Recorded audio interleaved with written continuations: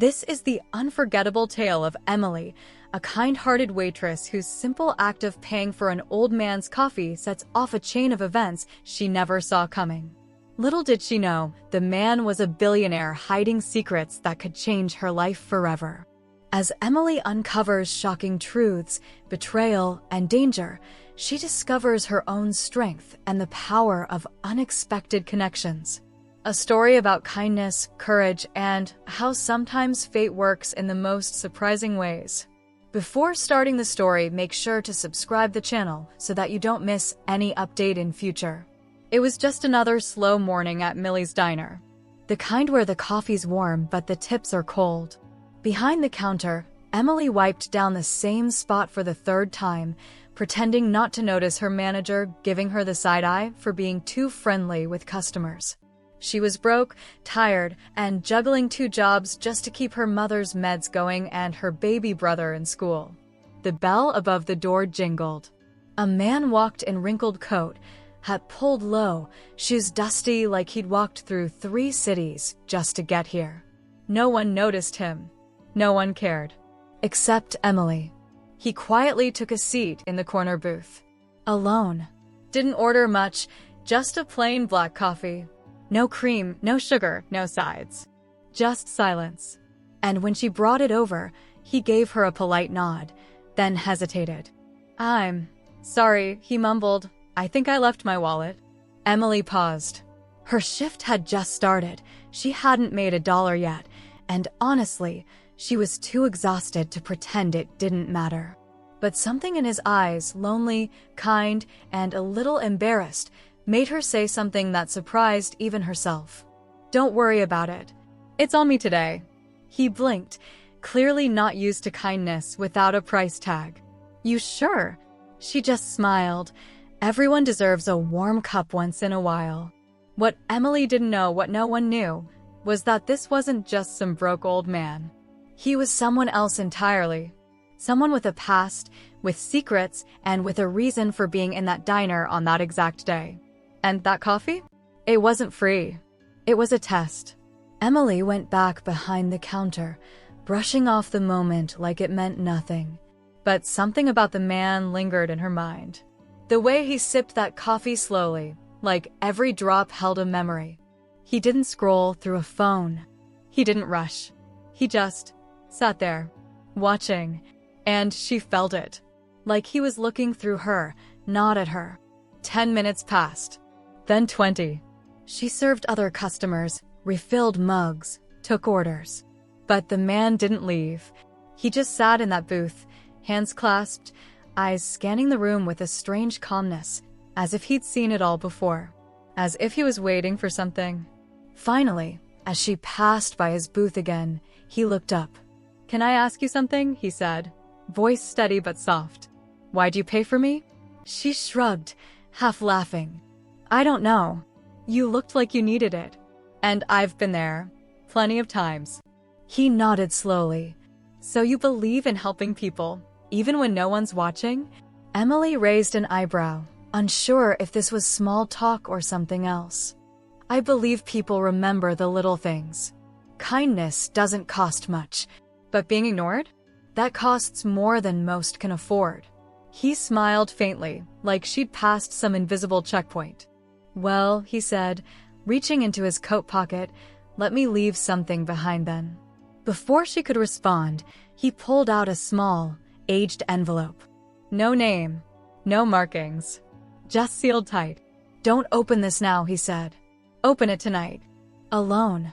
Then he stood up, left a $5 tip on the table, way more than his coffee cost, and walked out the door like a ghost fading back into the morning fog.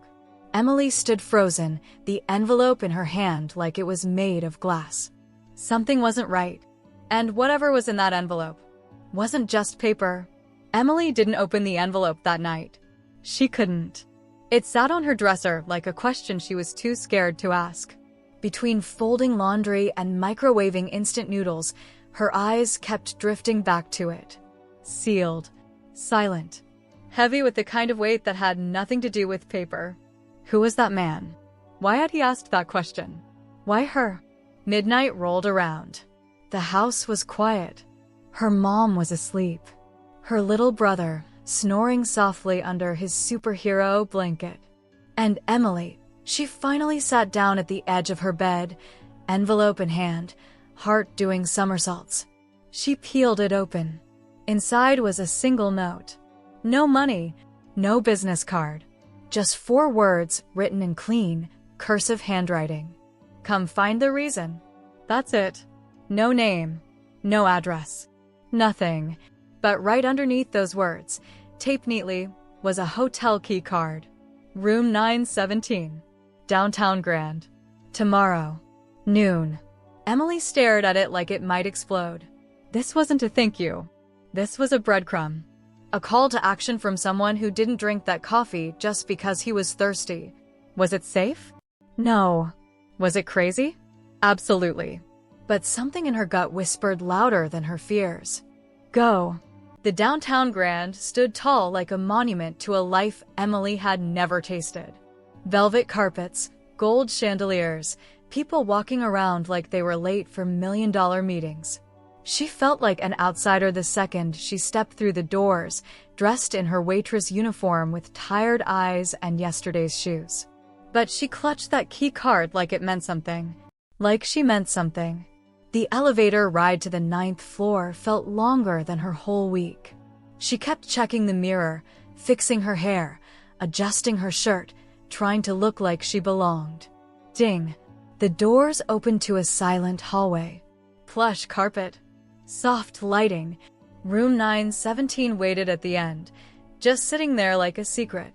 She stood in front of it, her hand trembling as she slid the card in. Green light. The door opened with a soft click.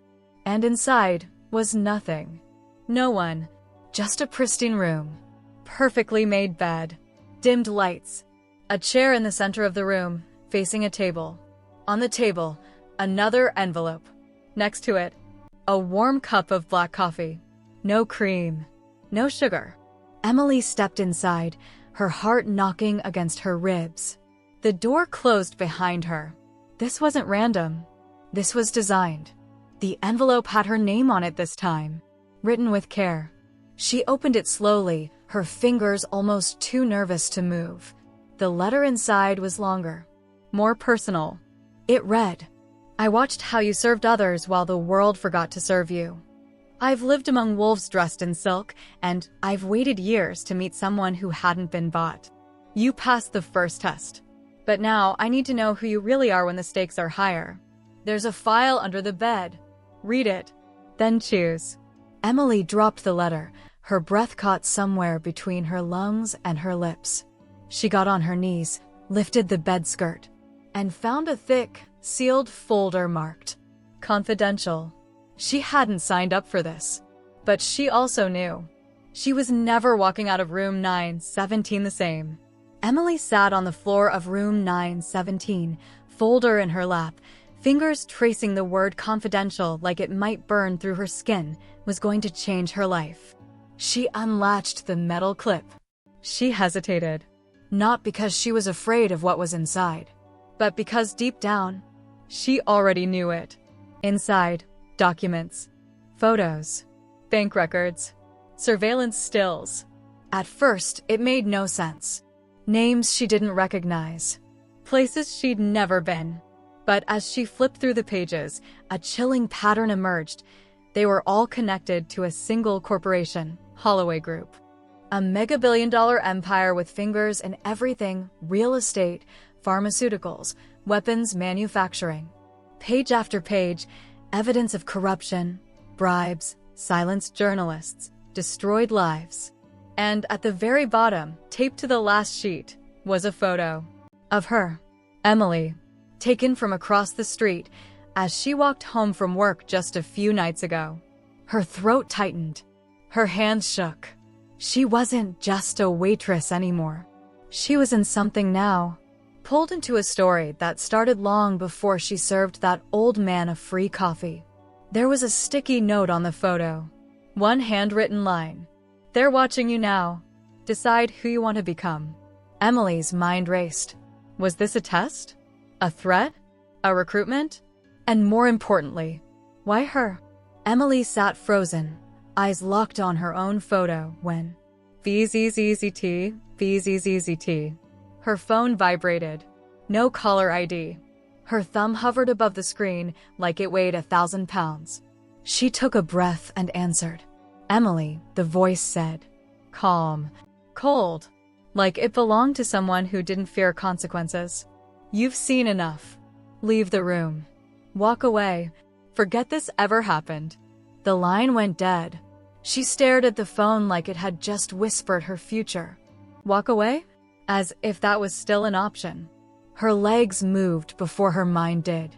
She bolted out of room 917, took the stairs down 9 flights, heart in her throat the entire way. But the second she hit the street, she felt it. Eyes. Watching. Across the street, a black car. Windows tinted too dark for daylight. Engine running. She didn't wait. She ran.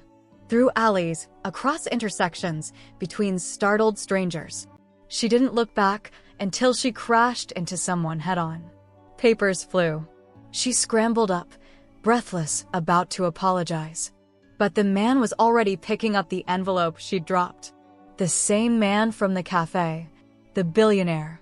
Wearing the same suit. The same soft smile. Emily, he said gently, like he'd been expecting her. You did better than I thought. She blinked. What is this? Who are you? Why me?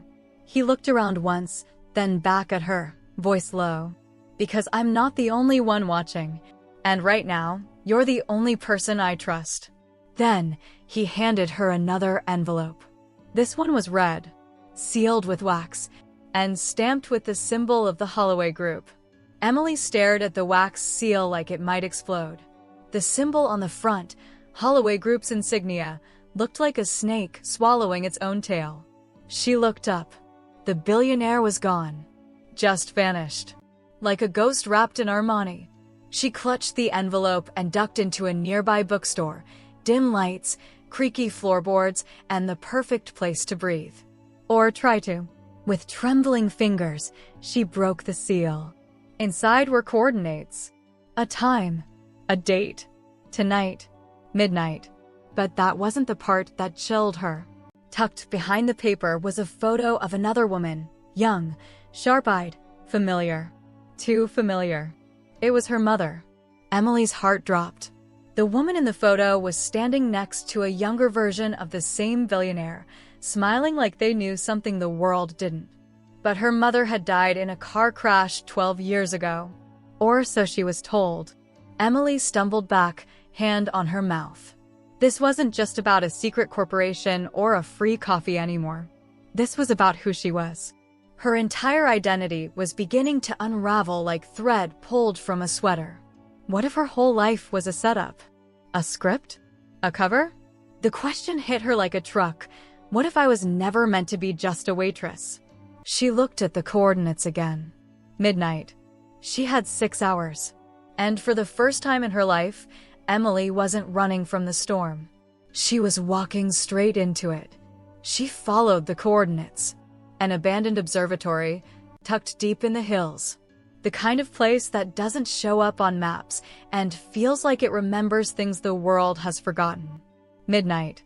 Wind howling. Emily stepped through the rusted iron gates, her every footstep echoing like a countdown. She didn't know if she was walking into truth or a trap, but at this point, both were better than silence. She reached the entrance. The door creaked open on its own.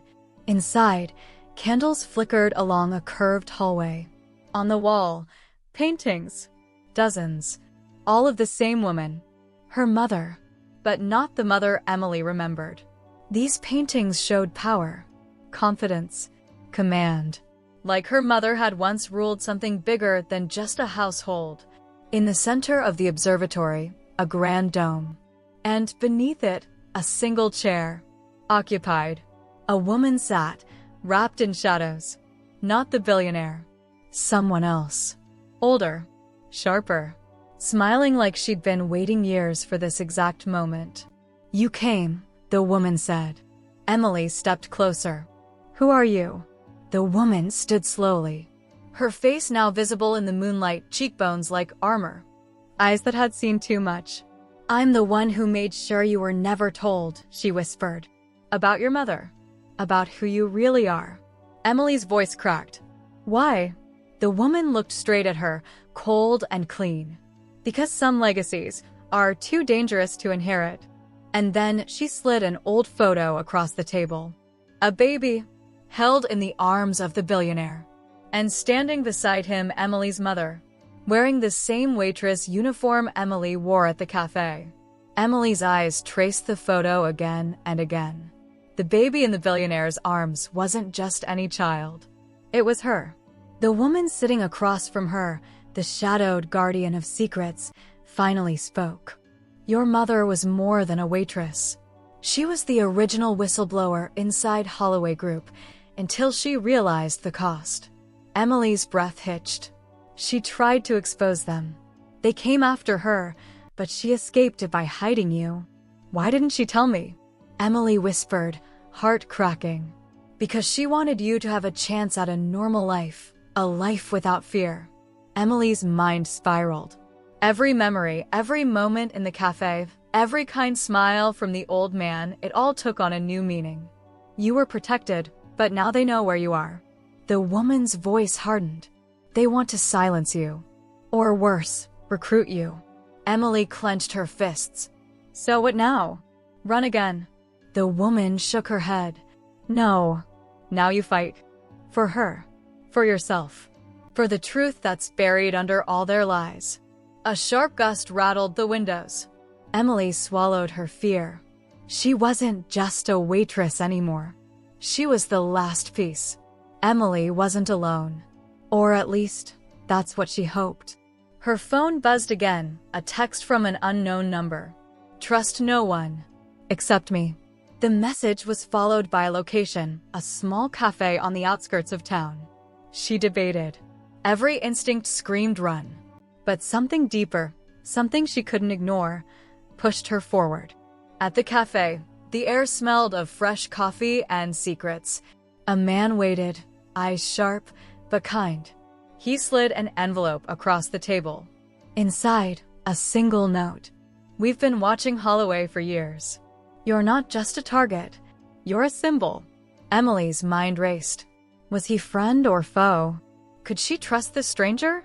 Or was this another trap? Her heart pounded louder than the ticking clock. Because in this game, one wrong move meant disappearing. And Emily wasn't ready to vanish, not yet. Emily thought she could trust him. She wanted to, but as she walked away from the cafe, the cold truth hit her like a fist. Her phone buzzed again, this time a live video. She stopped, heart racing, hands shaking. On screen, the man from the cafe, smiling but not kindly. "Sorry, Emily," he said, voice smooth like poison. "This is bigger than you or me. They want you out." Behind him, men in black suits closed in on her location. Emily's breath caught. Her world collapsed. She had been played. The stranger was a double agent, feeding info to Holloway Group. The game was darker than she imagined. And now, her time was running out. The betrayal stung deeper than any wound. But somewhere, beneath the shock, a spark ignited. She wasn't done yet. Far from it. Cornered. Trapped. But never broken. Emily's heart thundered as the men closed in. But then, from the shadows, came footsteps, strong, steady. The old man from the cafe stepped forward. Not just a customer, a guardian. "I'm not just some stranger," he said, voice low and calm. "I've been watching over you, waiting for the right moment." He pulled out a small device, evidence. Files. Proof of Holloway's corruption. With a click, the building's security systems went dark. Chaos erupted. Emily grabbed the files, adrenaline surging. The billionaire, her father, wasn't just a cold businessman. He had been fighting his own battle from behind the scenes, protecting her from afar. Now they stood together. Not just family, but allies. And as the sun rose outside, Emily knew one thing for sure. This was only the beginning. The waitress who paid it forward, the daughter who uncovered the truth. Her story wasn't over. It had just begun. Sometimes, the smallest acts of kindness can ripple into the biggest changes, even changing lives in ways we never expect. Behind every person, there's a story untold, and every connection could be the start of something extraordinary. Never underestimate the power of compassion, courage, and truth.